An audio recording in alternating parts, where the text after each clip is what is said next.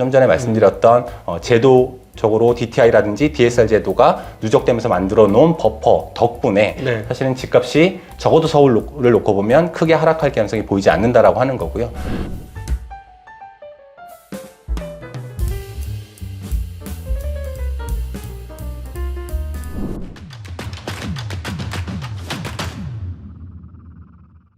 안녕하십니까. 증시학도TV 시청자 여러분, 투자자 여러분 반갑습니다. 자, 오늘 오랜만에 한국의 부동산 시장 현재 상황 어떻게 봐야 하는지 정말 궁금해서요. 신한 프리미어 패스파인더의 우병타 부동산 위원님 모셨습니다. 어서 오십시오. 네, 안녕하세요. 네, 안녕하세요. 반갑습니다. 네. 본인 소개 좀 해주시죠. 무슨 일을 어떻게 하고 계신지. 네, 신한 프리미어 패스파인더에서 부동산 그리고 부동산 세금에 대한 업무를 담당하고 있습니다. 그러니까 고객 컨설팅이나 아니면 고객 대상의 세미나 진행하고 있고요. 저 소속은 신한은행 소속입니다.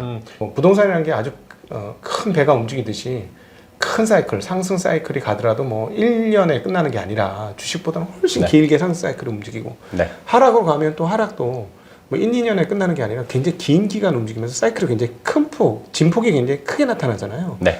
지금은 논쟁이 굉장히 가열차게 이루어지고 있는데 그럼 우리가 지금 여기서 무엇을 어떻게 중요하게 봐야 될까요? 곽두기님께는 죄송하지만 주식에 대한 부분과 부동산이 확연하게 틀린 단초 중에 하나가 바로 말씀해 주신 그런 시차가 굉장히 크다. 상승의 흐름이든 하락의 흐름이든 혹은 그 변화의 주기가 일반적으로는 굉장히 길다라고 하는데 힌트가 좀 있을 것 같습니다. 네. 100% 다 그런 것은 아니기는 하지만 제가 경험상 놓고 보면 주변에서 혹은 고객 상담을 하면서 흔히 부동산을 통해서 큰 부를 읽어왔다라고 말씀하시는 분들은 굉장히 많이 봤었고요. 주식이나 뭐 저도 이제 은행에 속해 있으니까 금융 같이 하고 있습니다만 주식을 통해서 큰 부를 이뤄왔다라고 하는 분의 숫자를 좀 대비해 보면 일반적으로 전자가 훨씬 더 많았던 것 같습니다. 10배 차이 날 것 같은데. 그렇죠. 네네. 동의하시는 거죠?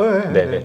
그러면 그 과정에서 제가 생각한데 주식이 부동산이라고 하는 투자의 대상으로 봤을 때 부동산이 흔히 얘기하는 주식이나 기타 다른 금융 투자 상품에 비해서 훨씬 더 좋기 때문에 혹은 우월하기 때문에 그런 결과가 일어났느냐? 그렇던 것 같지는 않습니다.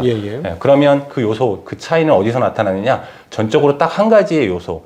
방금 말씀하신 것처럼 부동산이라고 하는 것은 기본적으로 황금성이 굉장히 떨어지더라라고 하는 속성이 있고 그 다음에 가격의 흐름이라고 하는 것들도 시기에 따라서는 좀 비교적 짧은 시기에 급변하는 경우도 일부 있기는 했었습니다만 전체적으로 보면 상승할 때 꽤 긴 기간 동안에 상승하고 하락할 때에도 꽤 긴 기간에 걸쳐서 하락하더라.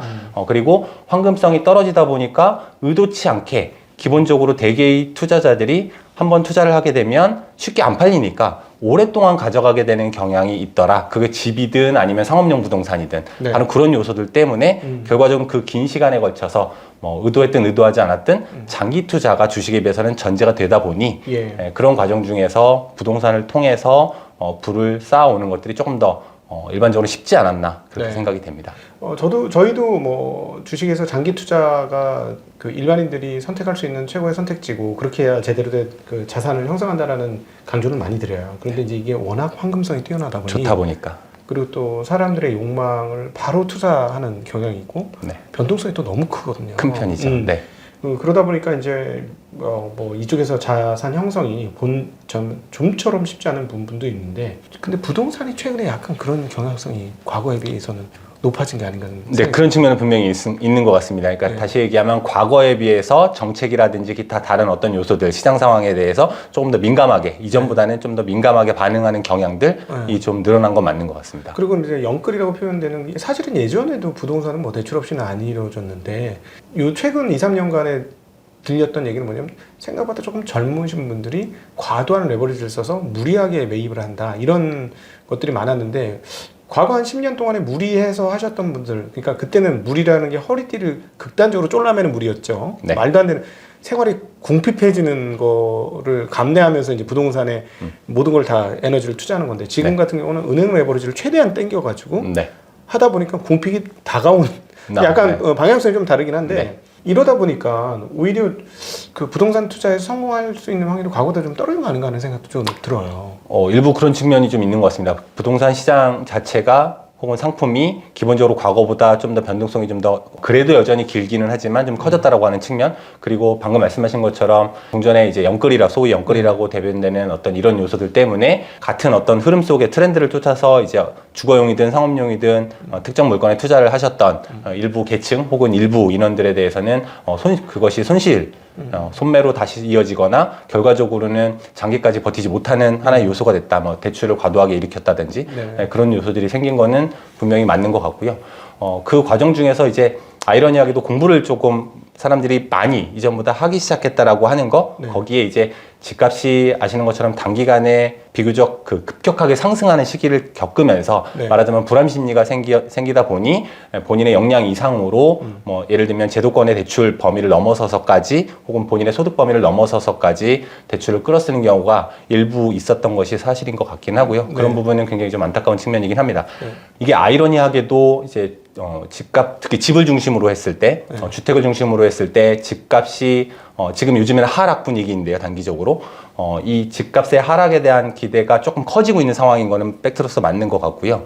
근데 제가 생각할 때는 좀 더 긴 안목에서 놓고 보면 우리 소득 대비 그 레버리지라고 하는 거, 네네. 대출을 일으키는 요 과정 중에서 많은 분들이 미처 인식하시지 못하시는 것들 중에 하나가 저는 이제 은행에 있다 보니까 소위 말하는 DTI라고 하는 제도, 네. 그러니까 담보 물건에 살고자 하는 집의 담보 가치에 의해서 얼마만큼 대출이 되느냐라고 하는 LTV에 대한 규제 외에도 그 집의 담보 가치가 충분히 있다고 하더라도 가령 예를 들면 강남에 있는 비싼 아파트라고 하더라도 일정 시기부터는 소득이 얼마냐에 따라서 아무리 담보 가치가 충분하다 하더라도 적어도 1금 인권을 기준으로 해서는 혹은 2금 인권의 일부에 대해서는 대출을 무리해서 받을 수 없도록 된 것이 네. 생각보다 오래전입니다. 그러니까 그래요? 정확하게는 DTI라고 하는 제도 자체는 그러니까 소득에 의해서 대출의 범위가 제한이 되는 것은 기본적으로 2005년도에 시행이 돼서 시작 준비가 돼서 그 시행이 되고 있고요. 그다음에 요것이 시기에 따라서는 뭐 비율은 계속 바뀌어 왔습니다. 2005년도에 DTI가 좀 크게 규제가 됐다가 2010년도에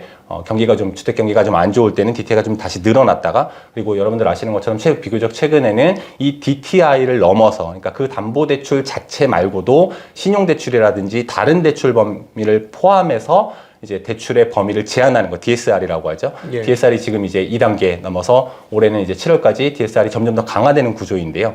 다시 얘기하면 대출을 더 받고자 하더라도 소득이 충분하지 않으면 대출의 그 한도가 좀 줄어들게 되는 경향이 생기게 되죠. 예. 그런데 이것이 2005년도에 말하자면 굉장히 오래전부터 쌓아오다 보니까 방금 말씀드렸던 것처럼 의외로 이 제도의 원래 취지가 그렇습니다. 그러니까 무리해서 대출을 소득의 범위를 넘어서서 받지 못하게 한다라고 하는 취지이기 때문에 역설적으로 지금과 같이 주택 경기가 좀 떨어지는 시기에도 쉽게 경매로 넘어오는 양을 많아지지 않게 하는 말하자면 가격 측면에서는 긍정적인 작용도 하는 측면이 있다라는 거죠. 그러니까 우리가 지금 집값이 떨어진다고 해서 야 이게 뭐 내가 집을 안 갖고 있다 보니까 이게 집값이 이제 공멸적 상황이 오는 거냐? 사람들 보니까 다 영끌해가지고 다 죽었어. 쟤들 뭐 소득이 얼만데 쟤네를 저렇게 많이 뭐 대출해가지고 저거 먹고 살 수 있겠어? 저거 다 물량 나올 거야. 막 이렇게 생각하지만 네. 주택 시장의 전체를 놓고 보면 그동안 DTI라든가 DSR을 쌓아왔던 그 시기가 굉장히 길기 때문에 네. 이미 상당 부분 버퍼가 만들어져 있다 이 네, 말씀이신 거죠? 전적으로 그렇게 보고 있습니다. 예. 그것을 단적으로 볼 수 있는 것 중에 하나가 비교적 최근 기준으로 보면 수년 동안에 걸쳐서 그 보통 예전 같으면 아주 예전 같으면 이런 무리한 대출이라고 했을 때 가게 입장에서 무리한 대출이라고 했을 때 경기가 굉장히 주택 경기가 안 좋을 때에는 말하자면 그리고 또 금리가 높을 때 아주 높은 수준에서는 경기가 좀 안 좋아지고 소득이 줄어들면서 집값도 같이 떨어지게 되면 대규모로 경매로 매물들이 나오는 형태가 있었었거든요. 과거에요? 그렇습니다. 근데 이제 비교적 최근에 놓고 보면 한 2, 3년 정도 전쯤 기준으로 보면 우선 서울 기준으로만 주로 모니터링을 좀 하고 있는데 종전에 한 3, 4년 정도 전 기준으로 서울 전체에서 한 50건 정도의 아파트 경매 물건이 있었습니다. 예. 이것이 지금은 많이 늘어나기는 했는데요. 예. 대략 한 어제 오늘자 기준으로 보니까 일 기준으로 현재 서울에 경매에 나와 있는 아파트가 몇 건이냐? 한 380건, 그러니까 400건이 조금 더 안 됩니다. 누적치어 하루에 나오는 거. 뭐 팔려 나가고 새로 들어오고 이런 것들을 그냥 그 시점에서 딱 스톡으로 봤을 때 지금 384건이라는 거죠. 그럼 종전에 한 50건 내외 왔다 갔다 했던 때에 비해서는 배수로 보면 굉장히 많이 늘어난 것처럼 보입니다. 그만큼 어려워지기는 했다라는 거죠. 어려운 게 아니죠. 왜냐하면 우리는 항상 이런 거 계산할 때 총 주택 숫자 맞습니다. 네, 바로 아파트 숫자 네. 대비 퍼센테이지를 따지는 거잖아요. 네. 그럼 뭐 예를 들어 뭐 경매율이 뭐 이렇게 되면 1%는 아니고 0.0 몇 퍼센트 한참 밑으로 내려가고요. 네. 참고로 서울의 아파트 총량, 그러니까 네. 나홀로 아파트까지를 포함한 모든 아파트의 총량을 놓고 보면 24년 기준으로 189만 호 정도 됩니다. 서울에 있는 아파트만요. 189만 호 중에서 현재 그런 어려움에 처해서 그러니까 대출을 갚지 못해서 경매로 진행되고 있는 건들이 꾸준히 늘어나오고 있지만 현재 400건이 채 안 된다라고 하는 것이 시사하는 것은 바로 좀 전에 말씀드렸던 제도적으로 DTI라든지 DSR 제도가 누적되면서 만들어 놓은 버퍼 덕분에 네. 사실은 집값이 적어도 서울을 놓고 보면 크게 하락할 가능성이 보이지 않는다라고 하는 거고요. 여기 범위를 좀 높여서 경기도권이라든지 수도권이라든지 아니면 지방 일부의 경우에는 이제 경매 물건이 좀 급격하게 상승하는 경향은 있기는 합니다만 네. 전체 시장에서 그것이 차지하는 비중을 놓고 보면 역시 그렇게까지 크지는 않다 하락적으로. 논리적으로 보면 이렇게 계산할 수 있을 것 같아요. 주택 총수 즉 뭐 이렇게 표적하기 쉬우면 아파트 총 네. 총수 기준으로 고점에 잡은 사람들이 경매를 내놓을 확률이 높은 거잖아요. 사업을 망하든가 그렇죠. 대출 받아가지고. 맞습니다. 그럼 예를 들자면 고점에 잡은 사람들은 20년 이후 일반적으로 그렇습니다. 2020년 이후인데 2020년 이후에 총 거래량이 얼마냐 이걸 계산하면 되는 거고. 네. 그다음에 이제 그 자영업을 하다가 대출을 받아가지고 쏟아지는 물량은 그 전체 총량에서 주택 담보를 그 비율 이상 많이 가지고 온 사람이 몇 몇 명 명인가? 정도 되는가? 네. 요거 퍼센테이지 때리면 네. 바로 나오는 대략 거잖아요. 나오죠. 네, 일종의 이게 부실채권 기준인 거죠. 부실채권 부실률이라고 맞습니다. 환산하면 되는데 네. 기본적으로 보면 20년 이후의 거래량이 전체 총량 기준의 거래량 대비 뭐 총량 대비 거래량이 많지 않으면은 네. 아무리 많이 쏟아져도 그냥 한계가 있는 거잖아요. 그렇죠. 그 양 자체가 그렇게 많지 않다 보니까 원래 아까 말씀드린 것처럼 이러한 제도 오래전에 제도 시행 이전에는 그런 물건들이 급격하게 많이 늘어나면서 경매로라고 하는 창구를 통해서 일반 매매보다 더 싸게 살 수 있는 기회들이 얼마든지 있다 보니 네. 그 경매로 쏟아져 나오는 시기에 오히려 매매가를 같이 끌어당기는 네. 더 낮추는 이런 경향들이 있었는데 그 경향들이 최근에는 그렇게까지 크게 보이지 않는다라고 하는 것이죠. 그러면 제가 이제 현장 봐서 좀 깜짝 놀랐던 건 대구 동대구 가서 네. 진짜 깜짝 놀랐어요. 아파트가 너무 정말 많더라고요. 네. 깜짝 하늘에 안 보일 정도로 아파트 쫙 그냥 벽이에요. 벽 이렇게 네. 아파트가 너무 많아가지고 근데 최근에 보면은 뭐 세종이라든가 대구 쪽에서 가격 하락이 크게 나타났다 이런 걸 봐서는 아마도 대구나 이런 쪽은 그 얘기가 나오는 쪽은 신축도 꽤 많고 네. 앞서 얘기했던 20년 이후의 비율이 딴 데보다 더 높은 거 아닌가? 네, 기본적으로는 그렇습니다. 그러다 보니까 상대적으로 그 지역을 놓고 보면 소위 말하는 영끌이라고 하는 수요들, 그래서 버티지 못하고 경매로 나오는 물건들의 양이라든지 이런 것들도 조금 더 말씀하신 지역들에서는 좀 큰 축에 네. 들어갈 거라고 보여지기는 하고요. 그러다 보니까 이제 지금 저희가 전제로 말씀을 드릴 때는 집값 전체에 대한 일반적인 추세뿐만 아니라 지금 이제 최근 들어서 비교적 두드러지게 나타나는 경향성, 지역에 따른 편차, 이걸 소위 말하는 이제 양극화로 표현해도 좋고요. 네. 그런 경향들은 좀 지역에 따라서 좀 크게 차이가 나고 있다라는 건 맞는 것 같습니다. 네, 이 악성 미분양이라고 표현되는 중공업 미분양이 뭐 한 19,000세대 가까이 정도 되고요. 예, 네. 그 중에 뭐 한 15,000세대는 지방이고 네. 4,000세대 가량이 이제 서울 수도권 지역. 네. 한 반반씩 갈라먹는 집 경기가 조금 더 좀 더 많습니다. 예, 네. 그런 네. 것 같은데 이거는 어떻게 해석해야 될까요? 투자자 입장에서 혹은 실소유자 입장에서 고려하셔야 되는 거는 제가 볼 때는 일반적으로 기사를 읽을 때 느껴지는 것과는 좀 반대로 생각하실 필요는 있을 것 같습니다. 네. 사회 전체적으로 보면 그런 여러 가지 이슈들, 건설사의 어려움이라든지, 그러니까 전반적인 주택 경기 하락, 건설 경기 하락이라고 하는 것들은 굉장히 좀 조심해야 되고 그런 측면에서 곽동희님 더 잘하시는 것처럼 그 감독 당국에서도 그런 것들에 대한 건설사를 베이스로 한 어떤 부동산 PF 문제까지 포함한 그런 요소들을 좀 지속적으로 관리하고 이런 측면은 분명히 필요합니다만 문제는 그런 어려움이 가중되는 과정 중에 일시적으로는 건설사도 회사인지라 기본적으로는 어떤 현상이 생기게 되냐면 그런 지역들 좀 전에 말씀하셨던 대구라든지 뭐 미분양이 여전히 좀 많은 지역에서조차 공급을 일시적으로 줄일 수밖에 없는 현상이 생기지 않습니까? 그렇게 되겠죠. 네, 그렇게 되면 기본적으로는 현재 남아있는 미분양들, 뭐 중공업 미분양을 포함해서 이런 요소들은 우리가 예측할 수 있는 범위의 미래 쪽에서는 좀 줄어드는 개연성이 나타날 수밖에는 없다라는 거죠. 네네. 그러니까 이제 그 현재의 어려움이 여전히 있기는 합니다만 네. 말씀하신 지역과 같은 특정 광역시라든지 지방의 광역시 같은 지역에서도 사실은 미분양이 현재 있는 수치보다는 새로 공급되는 것들이 좀 줄어들 수밖에 없는 그게 건설사의 이슈 쪽이든지 간에 아니면 감독 당국에서 의도적으로 그걸 낮추는 것이든지 간에 그러니까는 신규로 들어오는 것들이 줄어들게 되면 자연스럽게 새 집에 일정 시기에 특정 지역에서 새 집에 대해서 수요로 하는 수주들은 일정 수주는 늘 있을 수밖에 없는 거고요. 그럼 그것들이 그거를 일부 사거나 아니면 팔리지 않는 것들은 일부 임대로 돌려지면서 자연스럽게 이제 순감하는 것을 볼 수 있는 게 더 중요한 포인트라고 생각이 되고요.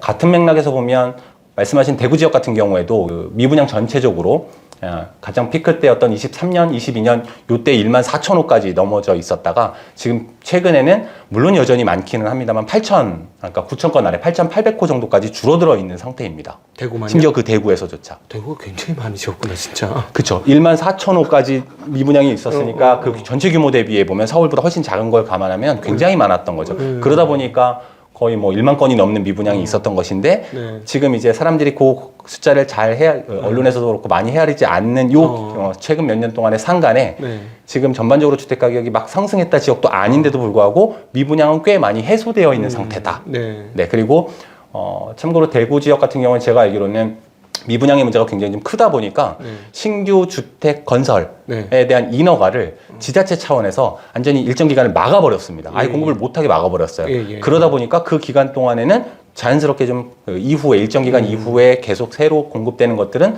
줄어들 수밖에 없는 상황이어서 여전히 어려움이 큰 것은 사실이기는 하지만 그 미분양 숫자, 중공업 미분양의 숫자들은 조금 더 시간이 지나면 대구와 같은 지역에서조차 조금씩 줄어들 것이다.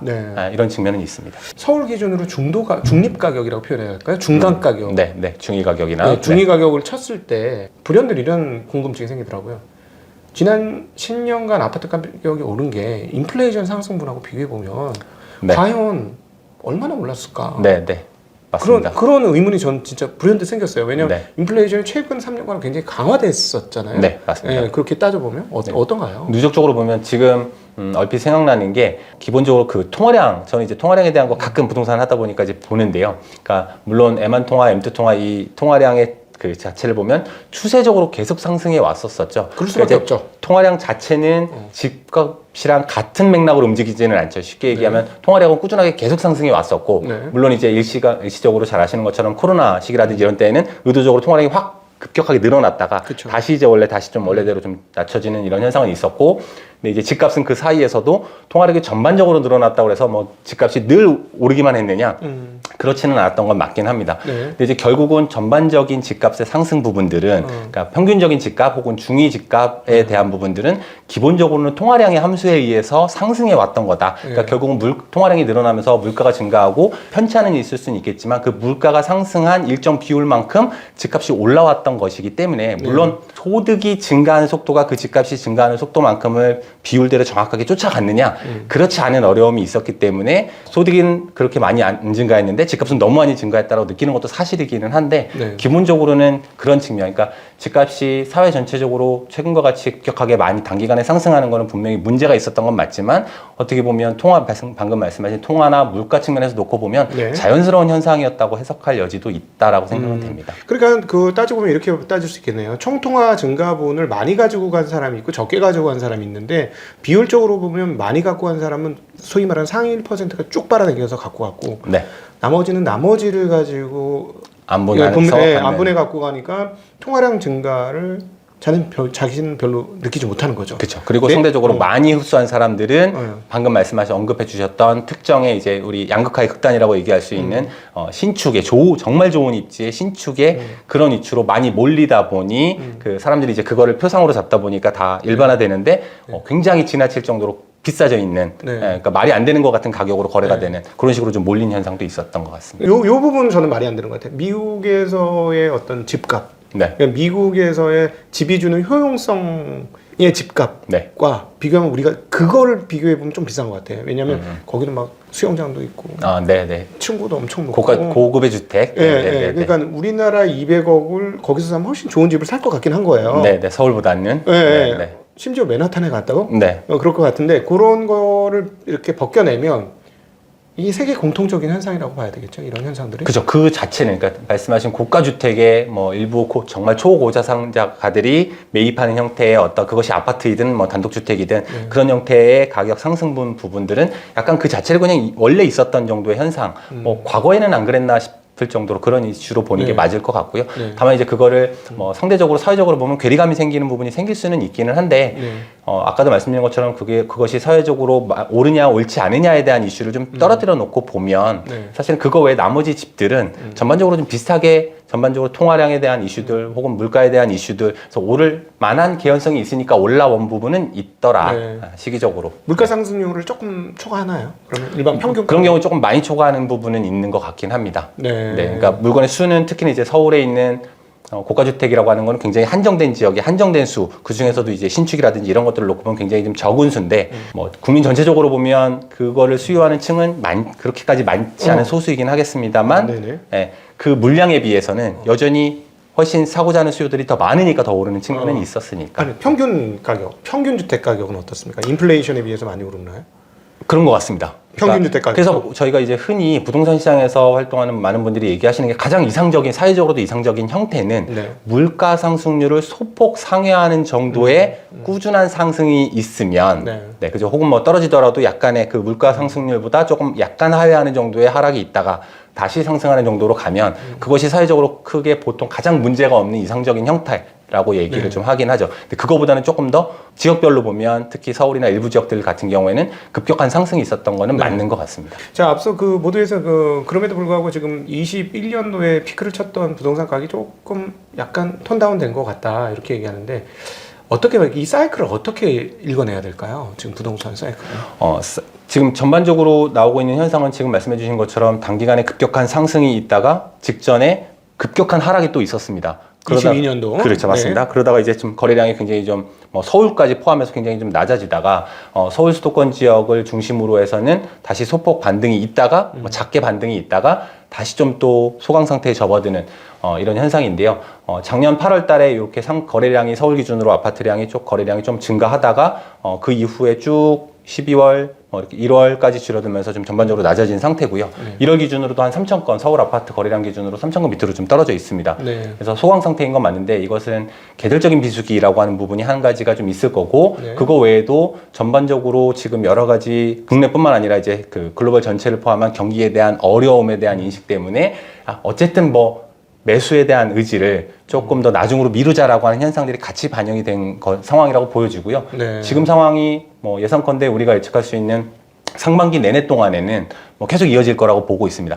다만 거기서 놓치지 않으셨으면 좋은 것 중에 하나가 뭐냐면 아까도 말씀드린 것처럼 집값이 꾸준하게 장기적으로 보면 계속 상승해 오기는 했지만 이 내부에서 짧게 끊어보면 계속 하락하는 구간들이 꽤 오랫동안 있었다라고 하는 겁니다. 그러니까 결국은 뭐냐면 집값이 경기를 기준으로 어떻게 될 거냐 현재 상황이 어떤 상황이냐라는 걸 진단하는 것도 물론 중요하기는 합니다만 네. 개개인의 입장에서 놓고 보면 아까 말씀드렸던 것처럼 본질적으로는 부동산은 그런 형태로 의사결정이 일어나서는 안 된다라는 걸 좀 유념하실 필요가 있을 것 같습니다. 가령 예를 들면 제가 지금 집을 사서 네. 여력이 있다 손 치더라도 지금 사가지고 6개월 뒤에 팔려고 하는 사람들은 없을 거라는 거죠. 예. 심지어는 1년 뒤에 팔 생각으로 지금 내가 살 집을 사는 사람도 역시 없을 거라는 것이죠. 네. 그러면 오히려 의사결정은 올 한 해 동안의 집값이 향방이 어떻게 될 거냐라는 걸 짚는 것도 물론 의미가 있을 수는 있긴 하겠습니다만 네. 그거보다는 기본적으로 내가 이 집을 사서 내 여력 범위는 어디까지 되고 이 집을 사서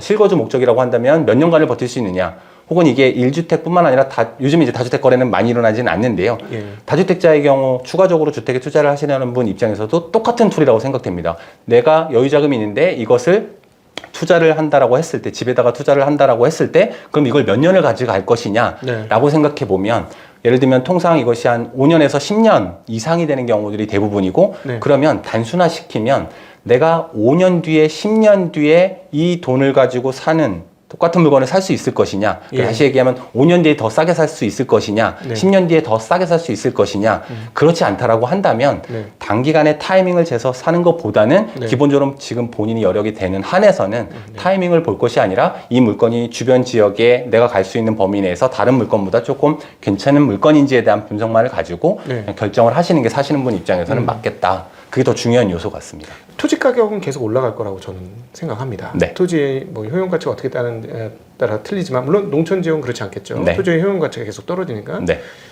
그런데 인구라는 게 있지 않습니까? 네. 그건 어떻게 봐야 될까요? 자연스럽게 당연히 그 반론을 얘기하실 수밖에 없을 거고요. 네. 반대로 얘기하면 지금처럼 집값이 떨어지는 시기에는 예를 들면 무주택으로서 내 집 마련을 하시려는 분들 혹은 1주택으로서 갈아타기를 하시려는 많은 분들이 경기가 이제 안 좋으니까 조금 더 있다 사야 되겠다. 아까 잠깐 말씀드리긴 했지만 이렇게 타이밍을 재는 건 궁극적으로 바람직하지는 않긴 한데 조금 더 싸게 살 수 있는 기회가 될 수 있는 거는 맞기는 해요. 네. 거기에 이제 그러면 그 시기를 지나서 일정 시기가 되면 다시 상승할 가능성이 높다라는 것까지는 대부분 인정을 하시는데 네. 그 뒤에 바로 붙어서 장기 시계열에서 그러면 또 거론되는 문제가 인구가 근본적으로 감소하고 있는데 그럼 이것이 계속 갈 것이냐? 네. 저도 계속 갈 거라고 생각하지 않습니다. 네. 다만 놓치지 않으셔야 되는 것 중에 하나가 인구 구조가 그렇게 그러니까 인구 수 자체가 감소한다라는 것 때문에 네.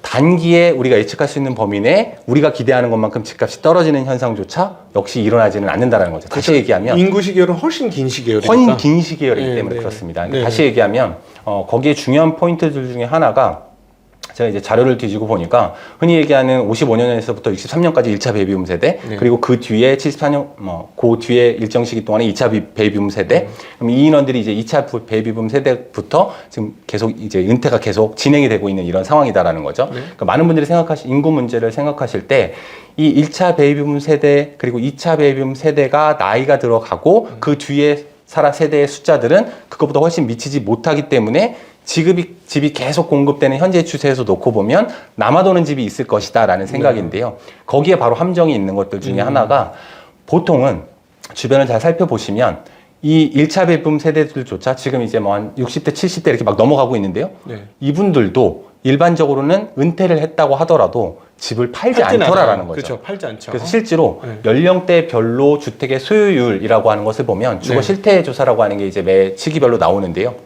가장 최근에 있었던 주거 실태 조사에서도 보통 50대의 주거 소유율 64% 정도 됩니다. 네. 그리고 60대의 주거 소유율 60대 후반까지 올라가고요. 그다음에 70대의 주거 소유율이 기본적으로 70%대까지 올라갑니다. 나이 먹을수록 주거 소유율이 올라간다. 그러니까 파는 사람들은 나이가 들어가면서도 안 생기고 50대, 60대에서 70대로 넘어오면서 계속 사는 사람들은 더 생겼다라고 하는 거죠. 총수 자체가.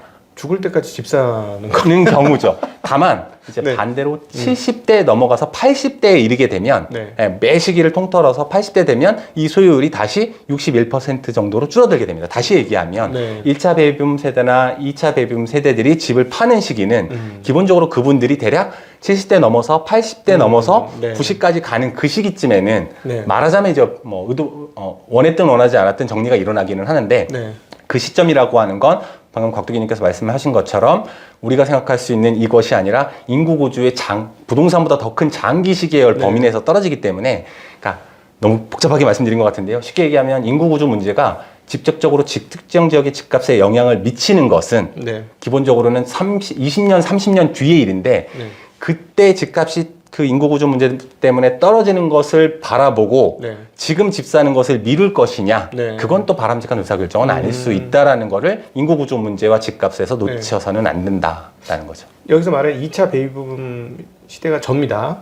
그러네요. 네, 전 그러네요. 네. 그러면은 이런 개념으로 따져보면 앞으로 30년 있다가죠. 저희가 집을 팔려고 마음 먹는 거는 약 30년 정도라고 보는 내외, 게 30년 맞는 내외에 것 같고요. 네. 있다가 이제 파는 거니까 30년의 효용성을 어떻게 찾을 거냐 이 고민을 좀 그렇죠. 그 하셔야 기간 되겠네. 동안에 이제 그 이후에는 지금 현재 추세가 그대로 하나도 바뀌지 않는다면 그럴 가능성이 네. 지금 꽤 커 보이긴 하는데 네. 그 이후에는 우리가 생각하지 못했던 예상치 못했던 범위 내에서 혹은 예상했던 범위 내에서 아주 큰 폭으로 떨어질 가능성이 굉장히 크겠습니다만 그 사이에는 계속 떨어졌다가 올라졌다가 다시 올라갔다. 그러니까 네. 30년 동안에 말하자면 뭐 투자로 본다면 집을 네네.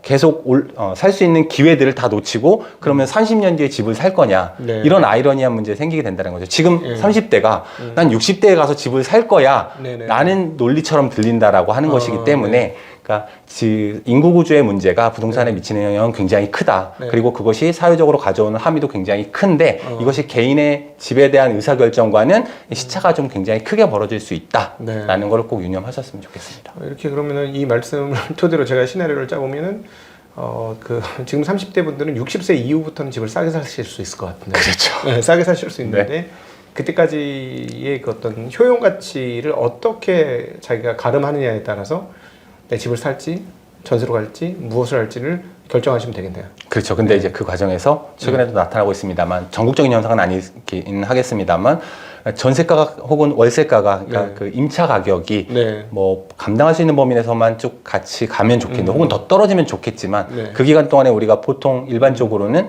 올라가게 될 네. 개연성이 크지 않습니까? 네네. 그러다 보니까 그 감당하는 것이 네. 그 올라가는 전세가나 월세를 감당하는 것이 훨씬 더 어려운 상황이 무주택자 입장에서 생길 수도 있지 않겠나 그런 측면도 고려할 요소가 있다고 생각됩니다. 요 말씀을 하셨으니까 거기에 따른 질문을 하나 할 수밖에 없는데 미국 같은 경우는 렌트비 때문에 미치려고 그래요. 사람들이 일반인들이 일반 부담스러운 소득자들이 거죠. 네, 예. 뭐 500만 원, 700만 원 네. 뭐 이래 뉴욕 같은 경우 뭐 방 하나 봐? 뭐 이런데 뭐 500만 원 막 네. 이런 식이더라고요. 네. 근데 거기가 이제 전세가 없잖아요.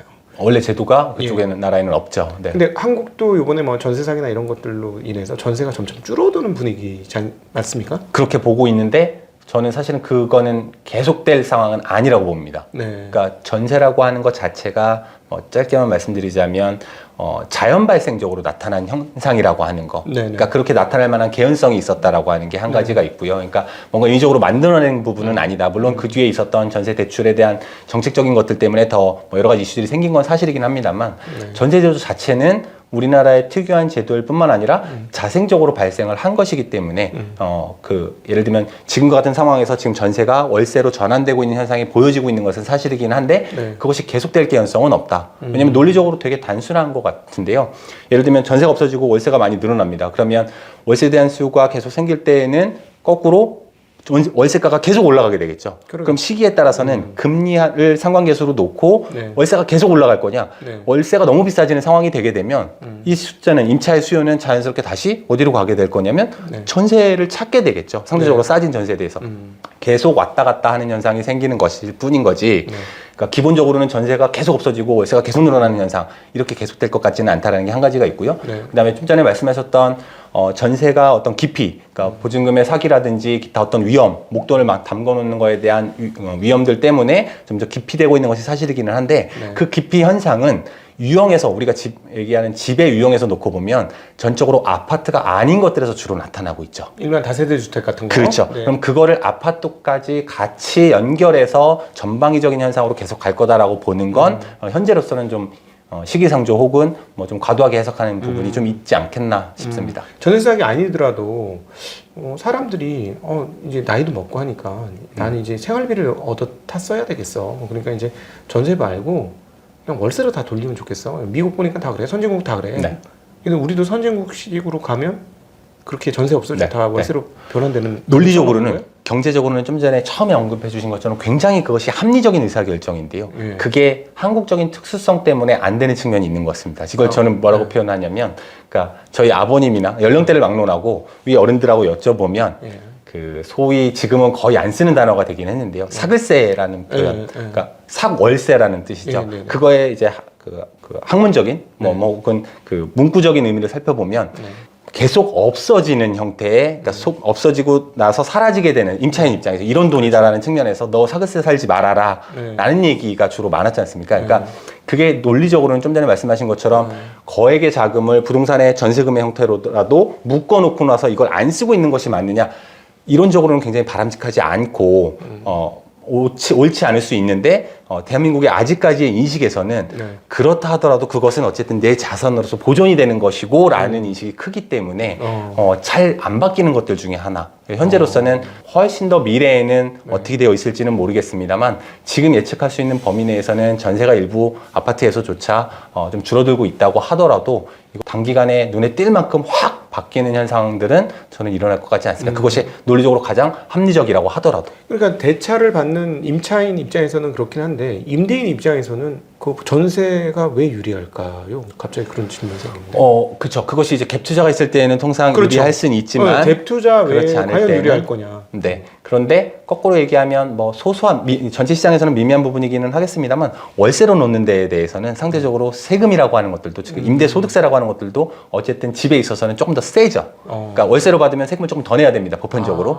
네. 세금 문제가 있군요. 그리고 또 한 가지는 뭐냐면 자금에 대한 을 돌리는 측면에서 놓고 보면 그걸 가지고 예를 들어서 운용하시는 분 입장에서는 그러니까 월세로 받는다라는 게 이렇게 쪼개져서 받는 것 자체가 이런 거죠. 제가 느끼기에는 부동산을 상대적으로 임대를 줄 수 있을 만큼 여러 채를 갖고 계시는 분들 입장에서 놓고 보면 그 수입을 가지고 사는 생활을 하시는 분들은 사실은 시장 전체에서 놓고 보면 그렇게 비중이 크지는 않더라. 그러니까 그 월세가 안 나오면 내가 생활을 못한다라고 하시는 분들은 의외로 주거에서조차 시장에서 그렇게 많지 않더라라는 거죠. 네네. 그러니까 가격 상승에 대한 걸 놓고 보고 전제로 투자를 하시는 분들이 좀 더 많지. 네. 여기서 아파트를 사서 내가 임대를 놓고 있는데 거기서 나오는 월세를 가지고 이 생활비를 대고 뭘 하겠다라고 하시는 경우들은 그렇게 많지는 않다 보니 네. 월세의 효용이 네. 임대인에게조차 크게 작용하지 않는 것이 아닌가. 네. 그러니까 한국에 좀 특이한 상황인 거죠. 네, 자산 가격이 계속해서 증가를 했기 때문에 아무래도 그 월세보다는 자산으로 들고 있는 것이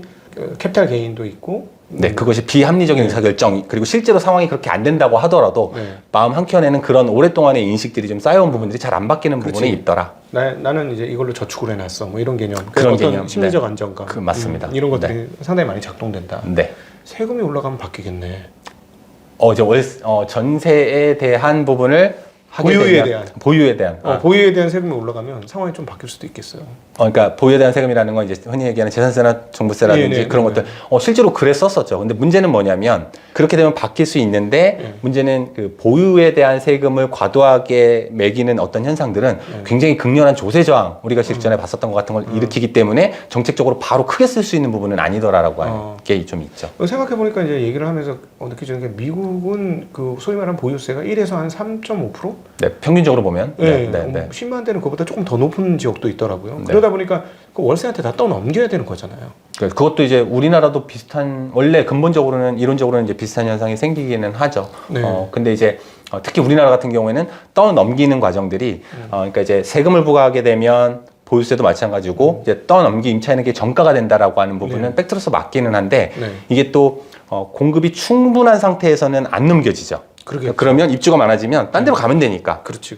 그런데 이제 전반적으로 보면 특히 뭐 서울도 그렇고 뭐 그것이 아니라 전국적으로 보더라도 우리나라는 그 공급이라고 하는 것들이 막 차고 넘칠 만큼 충분하지 않다 보니 그 과정에서는 전가되는 현상들이 분명히 좀 다른 나라들보다 더 빨리 나타나는 건 사실이기는 합니다. 근데 그러다 보니까 정책적으로 그걸 세게 쓸 수 없는 요소가 되기도 합니다. 왜냐하면 그런 과도한 일시적인 그 보유세에 대한 부분 혹은 보유에 대한 페널티적인 성격의 세금이나 부담금이 늘어나게 되면 그것이 누구의 피해로 넘어가게 되면 의도치 않게 세입자로 전가되는 형태가 되다 보니까 그걸 세게 쓸 수도 없는 아이러니에 또 봉착되기는 하는 거죠. 네, 그렇군요. 네. 자, 지금 방금 전에 이제 그 부동산 세금 말씀드렸는데, 그럼 우리나라의 세제는 어떤 부동산 관련 세제는 뭐 타국에 비해서는 뭐 그냥 안정적인 상황인지 어떤지도 그런 것도 세금에 대해서도 좀 궁금하거든요. 이 세금 측면에서는 사실은 뭐 지금 현재는 많이 사회적인 컨센서스가 어느 정도 저는 형성이 돼 있다고 봅니다만, 그러니까 집값을 잡기 위한 방편으로서 상대적으로 많이 쓰여진 부분이 좀 있는데요. 이런 세금 제도 자체가 우리가 겪었던 것을 보면 가령 예를 들어서 세금에 대한 기초가 되는 조정 대상 규제 지역을 늘리는 부분들 혹은 뭐 보유에 따른 세금을 일시적으로 좀 크게 늘린다든지 이런 현상들이 의도치 않게 집값 자체를 상승하는 것을 혹은 하락하는 것을 막아내지는 못하면서 거기에 따른 부작용들을 만들어낸 것들을 뭐 오랜 기간에 걸쳐서 지금 현재 이전 정부뿐만 아니라 그 이전의 이전까지 이 기간 동안에 걸쳐서 지켜봐왔기 때문에 지금과 같은 시점 정도가 된다라고 한다면 적어도 이 세금 제도 자체는 기본적으로 원래 있습니다. 조세 정책적으로도 부동산 가격의 안정이 세금의 하나의 목적으로 들어가 있기는 합니다만 1대1로 매칭되는, 그러니까 규제를 하면 집값이 안정이 될 거야 혹은 완화를 하면 다시 올라갈 거야. 이런 형태로 이루어지는 정책은 좀 앞으로는 좀 정책적으로도 지양이 돼야 될 것 같고요. 그리고 그런 것들이 됐을 때 완만하게 아까 중간에 말씀드린 것처럼 물가 상승률보다 조금 더 상회하는 정도의 이득이 있기는 하지만 캐피탈 게인이 있기는 하지만 일반적인 수준보다는 물가 상승률보다 조금 상회하는 정도에 그치게 되고 이것이 다른 사업에 투자를 한다든지 신사업에 투자를 한다든지 뭐 물론 그쪽은 리스크도 크겠습니다만 일반적으로는 그렇게 되면 물가 상승률보다 기대이익률이 훨씬 더 큰 거지 않습니까? 그러면 부동산에서 자연스럽게 자본들이 빠져서 그런 사업 쪽으로 산업 쪽으로 움직이게 되는 현상들을 말하자면 세금 제도라든지 이런 것들을 설계를 통해서도 분명히 만들어낼 수 있지 않을까. 그래서 제도 부동산 관련된 세제들이 그런 측면들을 좀 만들어내는 수 있도록 물론 지금 정부 당국에 계신 분들이 충분히 고려하겠습니다만 좀 더 전향적으로 그런 것들이 우리가 그 비교적 근래에 걸쳐서 그런 경험들을 좀 많이 했기 때문에 그런 요소들이 좀 반영이 돼서 상승하는데 완만하게 상승한다. 그래서 큰 이득은 보지 못한다. 네. 이런 형태로 가는 거의 단초를 세금 제도가 좀 만들어줬으면 좋겠다는 생각이 듭니다. 근데 우병탁 우리 위원님께서는 그럼 어떤 정도의 세금이 되면 뭔가 이렇게 좀 안정적인 그 자산 시장 형성이 될까? 가령 예를 들면 보유세 한 가지만 좀 놓고 보면 직전에 잘 알고 계신 종부세로 대표되는 일정 기간 동안에 집값이 굉장히 급격하게 상승을 했기 때문에 네. 이것을 그리고 그거의 저변에 다주택자들이 있었다라고 하는 판단들 때문에 뭐 일정 부분 맞는 얘기겠죠. 네. 그것 때문에 그러면 다주택으로서 집을 못 갖고 있게 그러니까 버티지 못하게끔 하기 위해서 직전보다 몇 배에 이르는 만큼 과도한 보유세를 매기자라고 네. 하는 것들이 단기적으로 보면 맞는 처방인 것처럼 보이기는 하지만 실제로는 그렇게 나타나지 않았고 네. 반대로 조세 저항이라고 하는 이런 형태로 나타났던 것처럼 아쉬운 측면은 뭐냐면 그런 거죠. 보유세를 상승을 시키는데 집값이 상승했으면 그거에 상응하는 만큼 재산세도 좀 늘고 상황에 따라서는 종부세도 합헌인 세금이니까요. 좀 적절하게 늘어났고 하면 되는데 문제는 뭐냐면 그러니까 정책적인 방향성은 맞았는데 이것이 너무 단기간에 빠른 효과를 보기 위해서 급격하게 나타났다는 게 문제입니다. 완만하게 조금씩 늘어나는 구조로 되어 있었다면 제가 은행에서도 그렇고 보통 자산가분들의 상담을 하더라도 집값이 이렇게 올랐는데 그럼 보유에 따른 세금 그것이 재산세든 종부세든 더 내야지 라고 하는 말씀하시는 분들이 압도적으로 많았다. 네. 다만 그것이 아주 짧은 기간 동안에 걸쳐서 급격하게 상승하는 거에 대해서는 다들 피로감이 있었기 때문에 앞전에 있었던 것 같은 반발도 있었던 거고 네. 그런 것들이 이제 적절한 범위 내에서만 된다라고 한다면 저는 개인적으로는 종부세가 이중과세 뭐 이런 얘기도 있긴 하지만 저는 아니라고 보고요. 그러니까 제도의 범위의 문제일 뿐인 거지 그 세금 자체가 문제는 아니었다. 그렇게 생각됩니다. 저는 개인적으로 사실은 이 말씀을 하니까 제가 그동안 생각했던 내용이 하나 있는데 우리나라 세제 너무 복잡하다. 네. 아니 세금제를 이렇게까지 복잡하게 할 필요가 있느냐? 아주 로직을 간단하게 해서 누구나 그렇구나 하게 인식하게 하면 어떻겠느냐? 예를 들자면 네. 우리가 이제 그 이자를 받으면 15.4% 뭐 내고 14, 1.4 해가 15.4% 내잖아요. 네. 예를 들자면 그럼 보유세를 그 집값의 0.25% 뭐 0.5% 어떤 미국처럼 뭐 1%든 3%든 뭐가 합리적인지는 모르겠으나 네. 뭐 개인적으로는 주거를 통해서 우리가 이제 국토를 이용하는 개념이니까 거기에 대한 사용료 대가로 일정 수준을 약간 내는 거죠. 근데 그걸 고정을 시켜. 근데 이제 뭐 투기를 막고 싶어? 그러면은 1주택까지는 그냥 다 똑같아. 네. 2주택부터는 뭐 0.5든 1%든 3주택부터는 뭐 1.5든 3%든 이렇게 이제 그걸 아예 그냥 로직을 탁탁탁탁 정해서 네가 그 자본 차익을 얻고 싶으면 요 정도 세금을 조금 더 과하게 물고 아니면 그냥 너 사는 거는 그냥 적정하게 그냥 그 토지를 점유했으니 토지 사용료로 내라. 뭐 이런 식으로 좀 접근하면 안 되나? 저는 이런 생각이 정말 많이 들더라고요. 네, 기본적으로 저도 동의하고요. 기본적으로는 이런 거죠. 그러니까 방금 말씀하신 재산세 부분뿐만 아니라, 그러니까 좀 심플하게 하는 거는 필요하다고 생각됩니다. 네. 그러니까 의도치 않게 집값이 막 변동되는 시기에 강화가 돼서 복잡해졌다면 그거는 뭐 지나온 일이기도 하고 어쩔 수 없는 부분인 거고요. 그러면 역설적으로 지금 전반적으로 아까 서대 말씀하신 것처럼 서울에서조차 가격이 좀 안정되는 추세, 어쨌든 높아져 있기는 하지만 안정되어 있는 추세이니까 그러면 향후에 부동산과 관련된 세제들을 어떻게 바꾸는 것이 사회적으로는 가장 바람직하냐? 네. 복잡해 왔던 것을 집값이 제도를 바꿔도 다시 집값이 큰 폭으로 튀어오르거나 이럴 가능성은 현재로서는 그렇게 높지 않으니까 지금 바꾸는 것이 가장 적기일 수는 있겠다. 바꾼다라는 건 좀 전에 말씀하신 것처럼 좀 단순하게 바꿔보자. 앞으로도 지속 가능하도록. 그게 제일 중요하니까 말하자면 지금의 황금 시점 제도를 다시 단순하게 바뀌고 좀 사람들이 쉽게 이해할 수 있을 만한 범위로 맞추는 것이 바로 지금이 가장 적합한 상황인 것 같습니다. 그러니까 뭐 집을 살 때 뭐 세금이 어떻게 되는데? 뭐 따로 알아보는 게 아니라 이건 이렇게 하면 이렇게 돼. 네, 상담을 할 필요가 없을 정도로 그죠? 그러면 일거리가 줄어들다 하더라도 사회적으로는 그런 것들이 꼭 필요해 보입니다. 네. 오늘 우리 신한 프리미엄 패스파인더의 우영탁 우리 부동산 전문위원님과 함께 같이 대담을 했는데요. 어떠셨습니까? 아주 저는 굉장히 뭐 실력이 출중하시고 현장을 현장감 있고 그다음에 있는 그대로 직시할 수 있는 그런 시간이 아니었나 그런 생각이 많이 들고요. 그 필요하신 분들은 신한은행하고 거래를 하시면서 이 패스파인더에 접촉을 하셔가지고 섭외를 하시면 되지 않으실까. 네, 네, 뭐 많은 관심 부탁드리겠습니다. 어떻게 섭외를 해야 되는지 알려주세요. 기본적으로 거래하시는 지점, 저희 네. 신한의 뭐 지점이든 뭐 네. PB센터든 이쪽을 통해서 직원을 네. 통해서 말씀하시면 기본적으로 저희 이제 그 내부 직원이니까 네. 내부 채널망을 통해서 네. 언제든지 접촉이 옵니다.